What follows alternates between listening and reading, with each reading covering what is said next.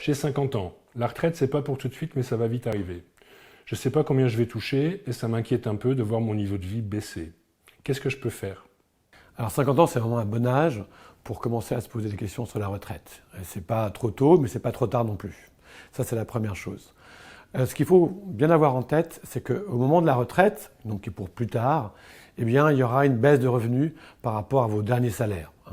Et ça peut monter jusqu'à 45%, par exemple, pour les cadres des revenus qu'ils avaient précédemment. Donc, il faut s'en préoccuper, mais ce n'est pas trop tard.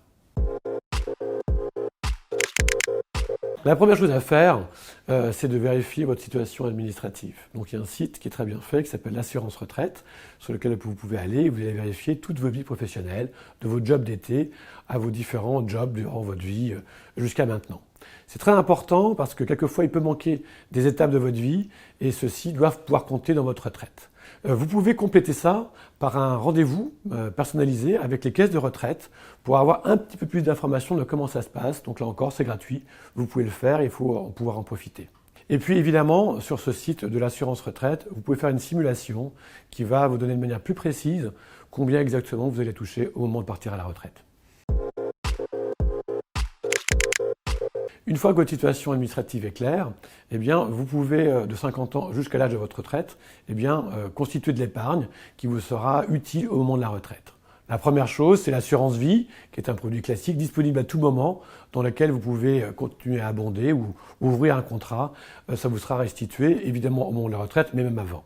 Vous avez un deuxième dispositif qui est plus spécifique à la retraite, qui s'appelle le PER, ou individuel, c'est vous qui l'ouvrez vous-même, ou collectif, c'est votre entreprise qui peut l'ouvrir pour vous, dans lequel vous allez pouvoir épargner avec votre entreprise si c'est collectif, ou tout seul si c'est individuel. Et là, un avantage, c'est qu'il vous donne droit à des déductions fiscales à l'entrée. Ça, c'est très intéressant, notamment à regarder quand on paye un petit peu d'impôts.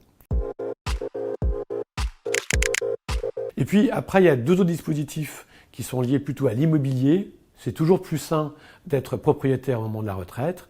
Et puis il y a un autre dispositif qui est, vous pouvez très bien acheter des appartements pour le mettre en location, qui vous assureront eh bien, des revenus complémentaires au moment de la retraite.